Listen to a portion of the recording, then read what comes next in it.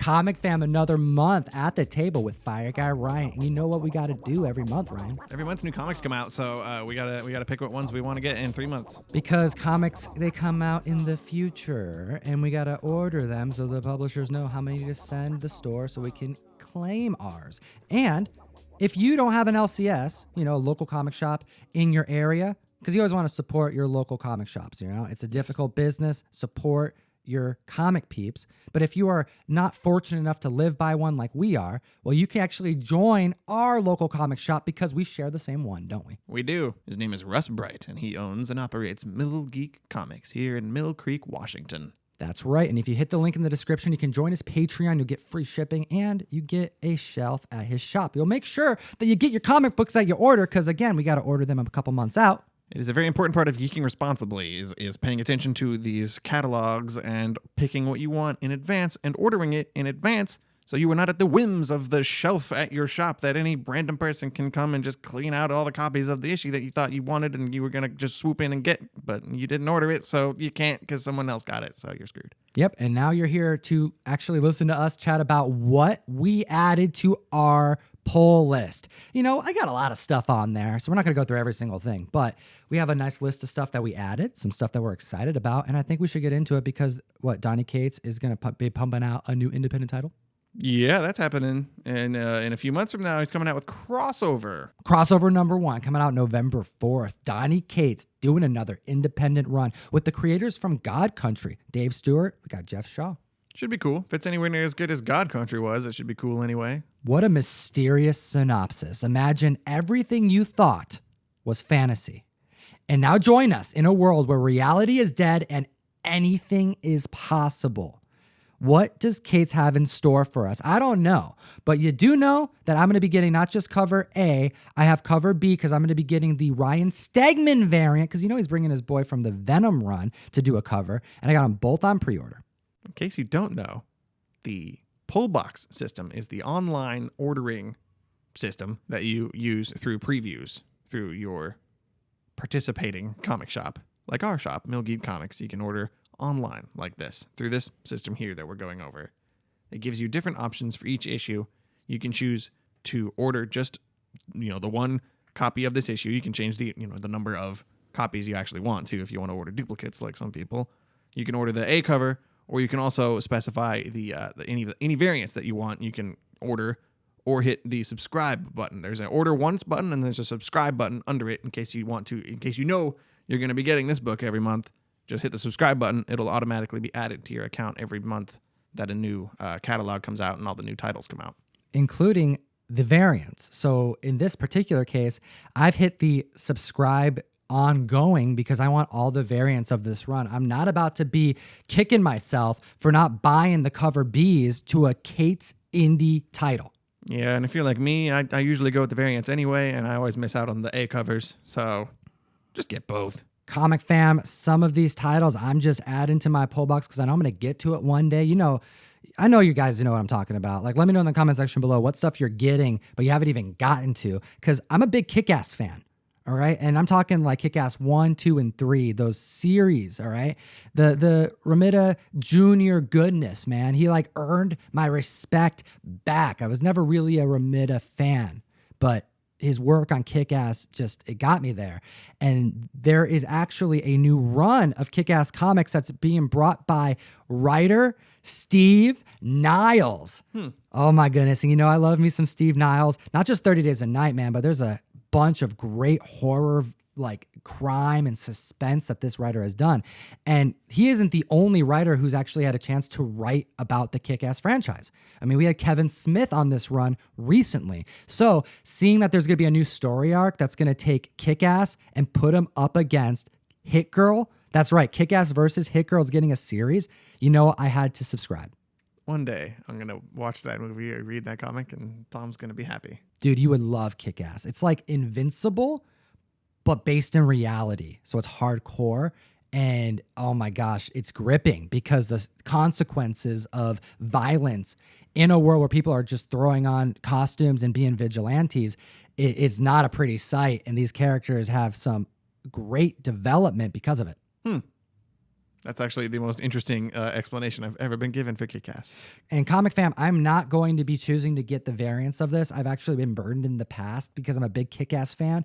So they get me with the variants, and they do a lot of them. I mean, like too many of them. And I bought multiple copies from like one of the most recent runs, and they're still sitting in my long box, and they're all like $1. So in this case, I'm not going crazy on the variants, but there is a sketch variant of the John Romita Jr. cover, which is the cover A, and I had to get that. That's probably a good example of a series you want to pick and choose every month. The variants come out, you can go through and just hit order one, don't subscribe to any one of them because you'll forget and get a whole bunch of crap in your box. I mean, and I did. I still have those issues, but John Romita Jr. did the original series, so I got to get that cover he does, and maybe other variants that may come down the line.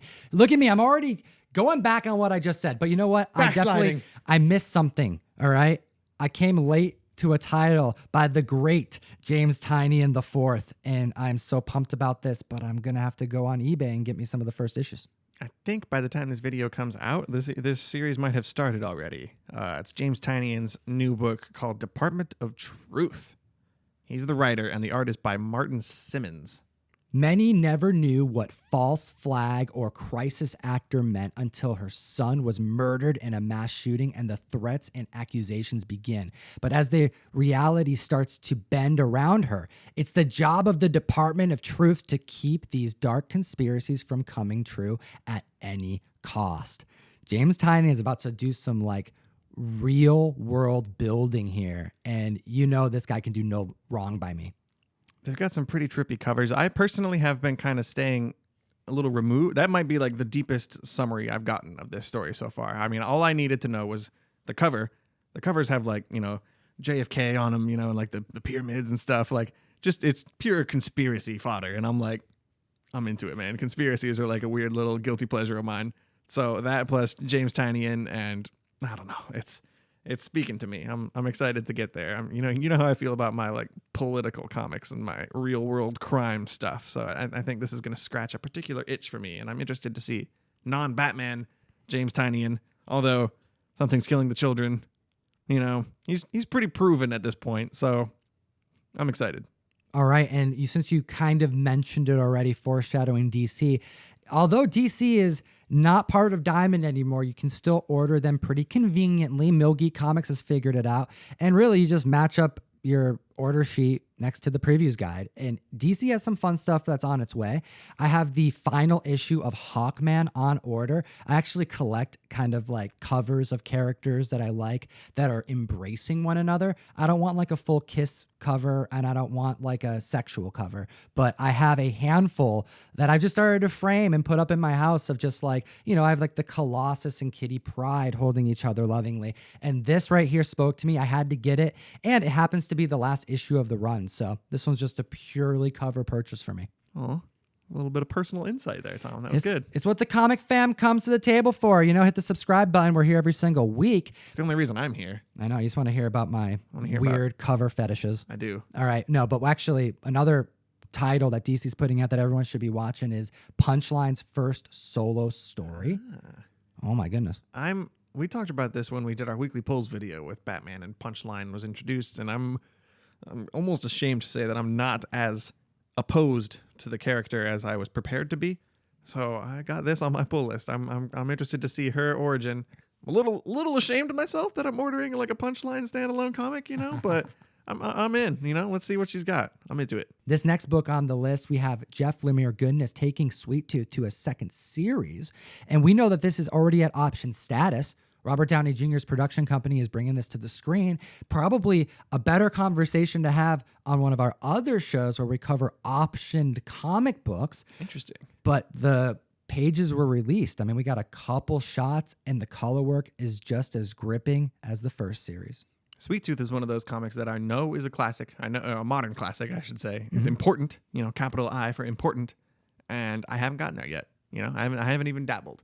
So I'm looking forward to jump. I have an excuse now to jump into Sweet Tooth because we got to talk about it for this option show. I'm interested to see how that's going to go down. I need to write that down before I forget. Sweet Tooth, put it on the schedule. It doesn't even look like it's going to require you to really read the first trade, because reading the synopsis of this, it seems like we're taking a jump into the future a little bit, or at least going to be following some different characters. So it may be a good time to start, but if anything, it's going to get you to want to pick up that first trade.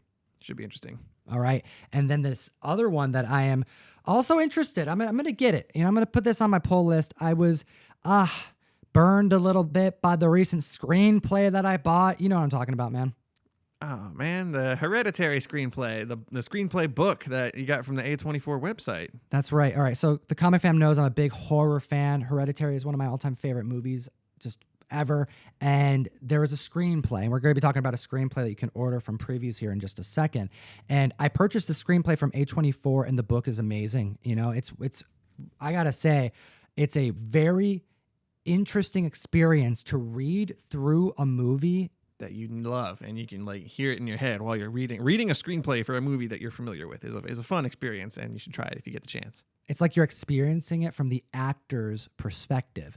And a lot of the time the screenplay is loose. It's going to be like what you're reading here, but what you see in the final scene isn't always what you get. So I'm actually looking for differences. Like, what did they anticipate? What were they planning, and how did that change?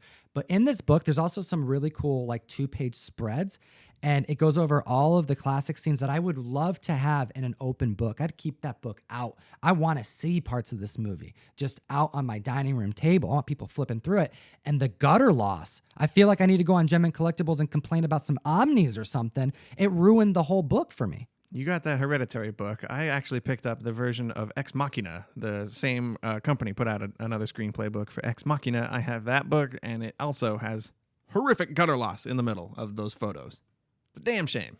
So although I was burned on the Hereditary screenplay, there is one that is actually being released on previews that, as a sci-fi fan, I have to grab because the cover got me. Month over month, I'm like, I don't want to get it. And then now I'm going to get it, and I'm probably going to have to collect them all. It's issue 4 of 5. But we have the Alien original film that is being adapted to comic book, but just the screenplay. It's going to be kind of cool. Apparently, whatever screenplay version they wanted to make, they probably in the 70s probably had to dial it down when they got on set and realized their actual limitations, with the technology and all that. So I bet the final product that we got on screen, the Alien film, is probably a little less, I would imagine. I haven't read this comic yet. This is issue 4, so it's already out. I would imagine this version is probably a little more turned up, as they say. A little more exciting or dramatic. I don't know. I'm gonna read it when it's collected, though. I'm a big Alien fan as well. Not as big as Tom is, of course, but I'm up there. Well, this next one you are a fan of. We're talking about Locke and Key that is crossing over with the Neil Gaiman universe. We have Sandman in Joe Hill goodness. Oh my gosh, the power team right here. This is legendary stuff in the making, and I'm not caught up on either series, but this is now, subscribed. Tom's definitely got this on his list. I do not.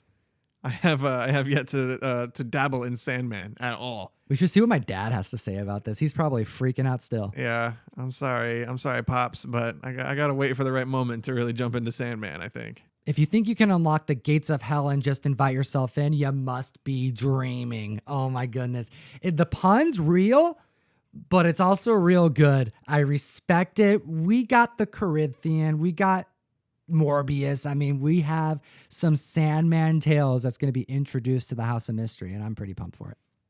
I thought Sandman was based around sleeping and dreams and stuff. Shame, Ryan. Come on. I really gotta figure this out. I gotta read one trade of Sandman at least. Oh my gosh. Ryan, you gotta read Sandman. We're gonna be bringing that to the table any day now. We have too many members on this channel that have so much love for all of these characters, and it's option. There's so many reasons to talk about it, but you know what? Let's actually, break from this and chat about some Peach Momoko goodness. One of the cooler aspects of using the online previews pull box system to get your comics is it gives you a list of thumbnails. It shows you preview art of the covers, and it makes it easier to hunt for specific covers you want, specific artists you're looking for. Peach Momoko, for example, is a good one. She's pretty busy lately. She's very busy in the month of November. We happen to notice this Usagi Yojimbo cover here that she did, which looks pretty cool. Usagi Yojimbo, Wanderer's Road #1, Peach Momoko cover. This thing is beautiful, so I had to order more than one copy, of course. But that's not the only Peach Momoko cover that's going to be available on order right now. Now, Are all these covers going to be worth money? Absolutely not. She's doing a lot of covers. So that's not the purpose behind these. Sure, you can speculate. Sure, if you feel really good, you want to order one, up the order. Cool. But we also have Dynamite. Shout out. They let us announce a lot of these covers on the show to the freaking world. These covers are available now for pre-order. We have 2 different Peach Momoko covers. We have Vampirella issue 2 and the Dynamite crossover, major crossover event, issue number 3. And these things are sick.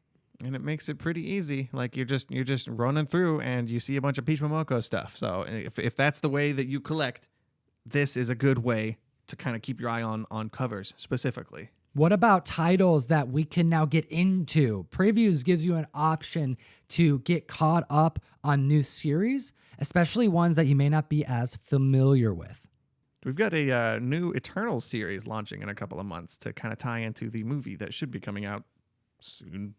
I guess I don't really know how movies work anymore with, the new state of the world that we live in. Just like permanent state of, delayed. But Eternals is something that I'm just not as affluent in. This is one that I'm like, I think I need to read this now. Right? This seems like a pretty conveniently timed relaunch, kind of number one to bring. I assume most people don't have a lot of, Eternal knowledge.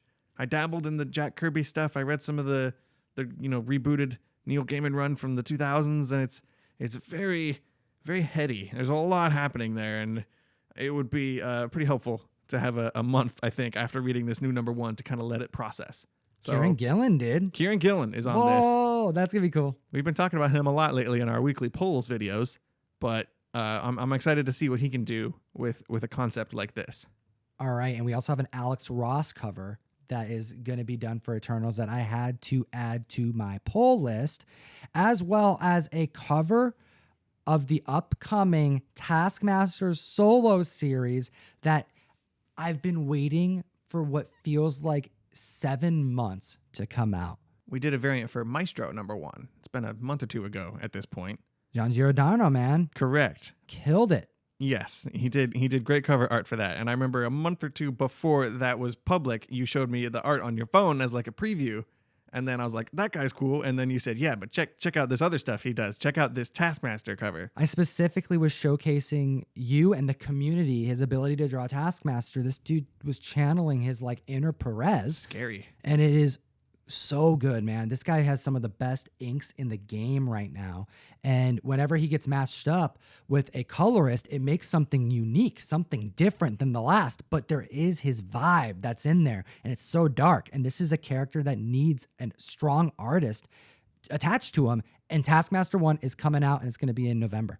It's just a 5-issue, short little mini series. I'm going to be interested to collect that one. Dude, and I love Taskmaster. He's one of my all-time favorite like villain and anti-heroes. He's pretty cool in the new Avengers game that I'm playing right now. All right, let's chat about Marvel's announcement for the Indigenous Voices issue number 1. There is a very special comic book for Native American Month. That's the month of November.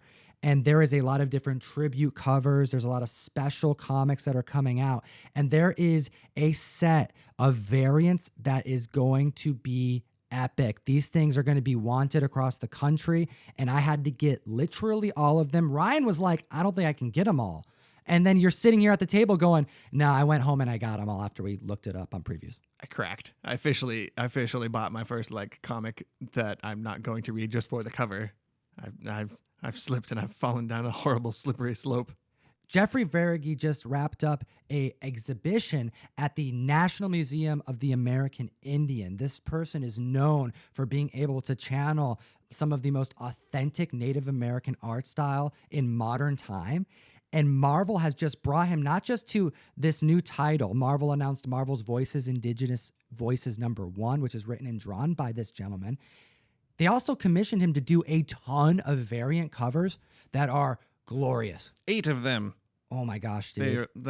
This deadline is approaching very quick. You've got until the 18th if you feel like hopping on any of these pre-orders real quick. We'll get this edited out quick so you guys have some time, but you won't have much time left. Get on it because we're trying to get this done earlier, comic fam. We're doing some moves, We're trying. We're getting our schedule figured out. Dude, but which one was your favorite? Because man, like Thor was looking so good. Iron Man, it's my hard gosh. to pick. Like even people like Black Widow, who I'm not normally drawn to. Like I like that Black Widow variant. Comic fam, when Ryan has to buy all the variant covers, it's going to be popping because these things are a work of art, dude.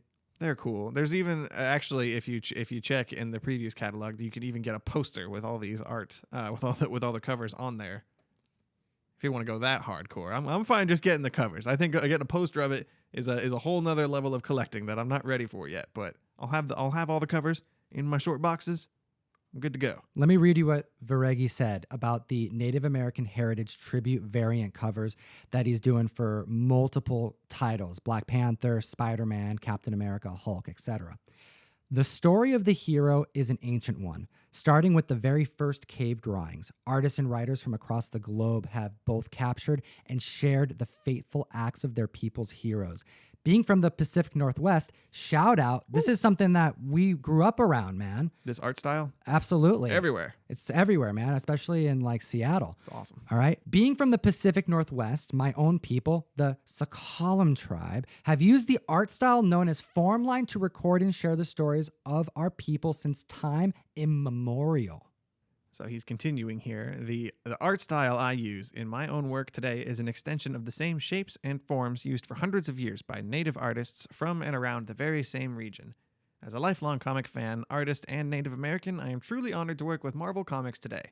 Not only to create pieces that represent a voice for Indigenous people in honor of Native American Heritage Month, but also for the opportunity to share the same storytelling spirit of my ancestors by sharing the tales of some of today's heroes. And if you like these variant covers, you haven't seen anything yet. This gentleman has been drawing this art style for quite some time. You're actually going to recognize some of his art on other variants that weren't like directly tribute to this style of art. But have you seen his Galactus? He really means it when he says he's a lifelong comics fan, because a lot of we just Googled him real quick and went to Google Images just to check it out, and like there's a lot of nerdy like comic art like this on there. Comic Fam Previews was packed this month. Don't miss out on your comic books. Be up on your polls. Go to your LCS. Frequent them on Wednesdays. And at the very least, get yourself one. Mill Geek Comics could be yours. Link in the description. And as always, Geek responsibly. Enough said. Comic Fam, comment down below. I'd enter you to win this Maestro issue #1 John Giordano variant. We just talked about it on the show, and this variant could be yours. We also have other videos for you to check out if you want to be entertained, because we're here to entertain you, Comic Fam.